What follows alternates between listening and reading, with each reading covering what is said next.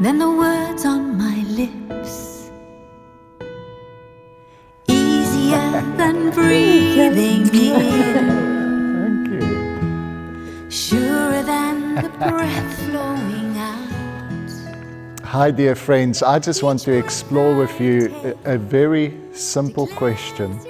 And exploring these questions are so important because very often our experience of ourselves, our experience of God is limited to the things that we already know for sure.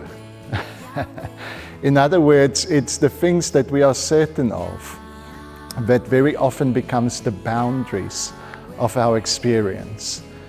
But God and concepts of God are not the same. And so the very simple question I want to explore with you very briefly is this: is God changeless? Now your immediate response would be, obviously, who wants a flimsy, floppy God that constantly changes? But in another way, change, we associate movement, we associate life with change. The more alive something is, the more it changes, the more it moves. And actually, the more changeless something is, the more static, the more concrete, the more dead it is.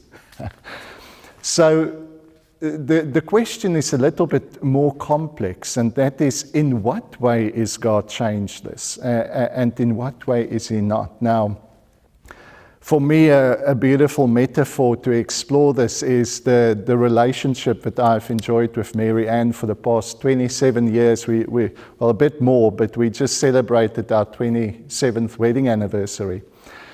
And boy, have we changed during that 27 years.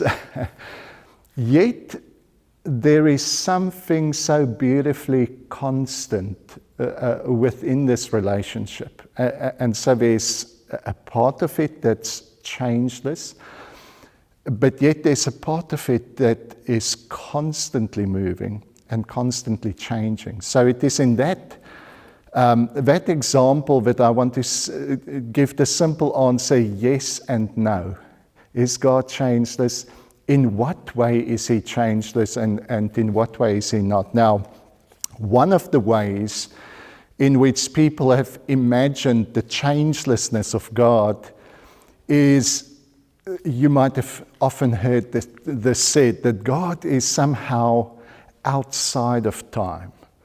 That He's able to see everything from beginning to end, but He is not truly affected by it. Now, the unintended implications of that view is as follows. You see, if God is outside of time, and we understand time as this box where everything's already final and certain for God, in effect what that means is, for God, nothing new ever happens. And I've heard people say, nothing surprises God. But if you go and look at the dictionary definition for nothing new ever happens, do you know what that means? That's the definition for boring. So in effect, the God for whom nothing new ever happens is the omni-boring God. I mean, He is bored stiff with Himself. Now, maybe for you, it's a comfort to imagine a God out there that knows everything with absolute certainty, that never changes. But for the poor God that you have imagined, His existence is the greatest bore. Now, what often then happens is we, over time, conform to our image of God, and we become as boring in our certainty as this changeless God that we have imagined. Now, another implication, for my theological friends, you might kind of pick up a whole lot of ideas as we go through, and I'm not going to explore it in detail, but you might think of the words the immutability or the impossibility of God, the fact that He never changes. One of the other implications of that view of an absolute changelessness is that God is not ever really affected by anything that happens within the temporal world. In other words, you might experience a very deep trauma. You might experience the loss of a loved one. And you might even experience God's comfort within that loss. But in effect, God has just condescended to your level and given you a feeling of comfort. Because for God Himself, it actually means nothing. It did not change Him. It did not affect Him. He felt exactly the same after as before that tragedy. In other words, God kind of just humors us and He kind of just plays with these poor wretches who doesn't have His certain perspective. Now, obviously, that kind of view of God's changelessness makes the relationship very one-sided. Now, I understand that we can say God's love is constant. God's love is, in a way, changeless. Yet why should we imagine that love as changeless in the absolute sense? Because anyone who has ever loved deeply knows that love transforms us. Love is not just a static quality. At the very heart of love is this dynamic movement that continually transforms us. You see, in my relationship with Mary Ann, the consistency of her love is not some imaginary, static, stable, absolutely changeless quality. Now, what makes her love so consistent is that throughout these years, she has continually adapted herself in relationship to me. I have continually adapted myself in relationship to her. And it is this continual dynamic movement and change of relationship, the inexhaustible determination that I live for your benefit, that is changeless. So in other words, what really is changeless is constant change. So those are some of the ways in which we might have thought of God's changelessness that I think is really a negative way of thinking about it. It really unintendedly often makes God a boring, static, immovable entity. And we imagine that kind of changelessness really out of our own insecurity. We want a stable reference. Now, what are the alternatives? I want to give you some alternative ways of thinking of both God's temporality, God's dynamic changing nature, and also how that is, what are the qualities as we describe God that we can describe as changeless. So a few thoughts. First of all, the incarnation. I think the incarnation is this demonstration that God is not a separate entity out there, but God has made up His mind that He wants to entangle Himself in our reality. The very nature of God is the God who continually pours Himself out in creation. And in effect, all of creation is incarnation. It's God becoming flesh.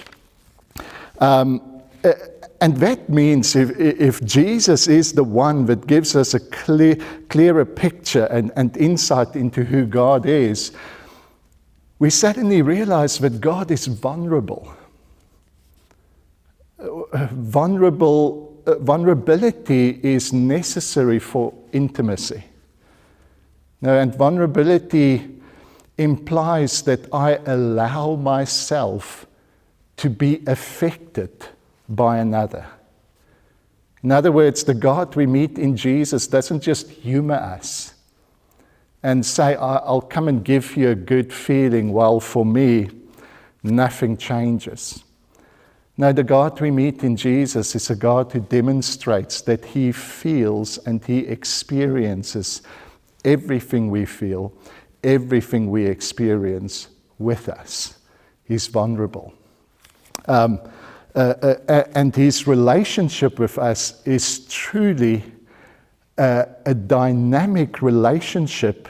And maybe, even the wording covenant, I think it's a very watered down understanding of covenant if we simply view it as a transaction.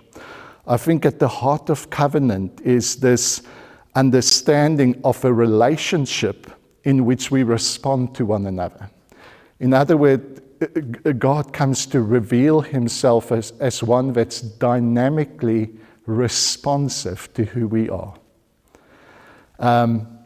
Which means it's a real relationship. Now, let me bring this to some kind of conclusion. So, how would I describe the changelessness of God? I would describe it as His inexhaustible movement. His inexhaustible commitment to continually reorientate Himself in relationship to us for our benefit. Isn't that what the Trinity means? That God is a relationship. God is not this static oneness, but this dynamic relationship that wants to be entangled in our temporality. So that has got some huge implications, because I think many people imagine God as just this architect that stands at the beginning, at the origin of time, with his blueprint in his hand, stubbornly insisting that we conform to his changeless plan. But maybe God is the possibility of love, the possibility of life, the possibility of novelty, even the possibility of comedy. Standing in front of us and inviting us to participate in this dynamic, changing movement called reality. Isn't that a more interesting God? And so, yes, I just want to encourage you. I dotted down a few notes here. God is not outside of time. He's entangled in your life. He's not unaffected by who you are. He's vulnerable. He desires true intimacy. He's not changeless in the absolute sense, but rather He is faithful. And can you see how the faithfulness of God is the way in which, from the earliest times, the Jewish thinkers imagined God's changelessness. So there's scriptures that you'll read, Jesus the same yesterday, today, and forever. Those kind of scriptures speaks about His faithfulness. It's like I can say Mary Ann has been the same yesterday, today, forever. There's a changelessness in our commitment of love to one another. But if you look at that love in detail, it's a love that is continually changing, moving. And so, wow, what a joy to know that we're not dealing with an old, boring architect who's got an immovable plan. He's not the immovable mover. He is the most moved mover. And his eternity doesn't consist in him withdrawing from time. His eternity consists in the fact that he, in the midst of our temporal realm, gives eternal beauty and meaning to every temporal moment. I would love to hear your comments. I'm going to post this on Facebook where all our friends can just join in the conversation. We love your honest conversation and just the joy we have to love the Lord our God with all our minds, with all our imagination. Thank you.